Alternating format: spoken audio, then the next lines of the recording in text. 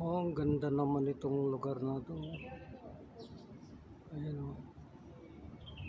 Ay, ang tatlong ano na yan, dinadapuan niya ng mga ibon.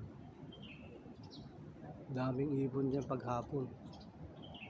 Kasi ito naman yung simbahan nila. Oh. Ganda.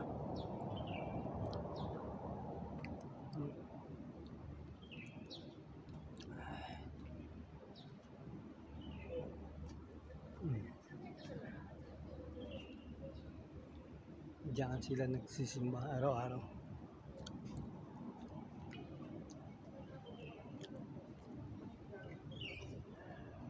Huh?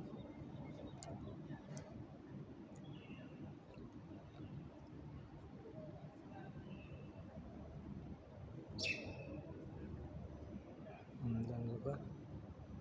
Tapos may bundok pa doon.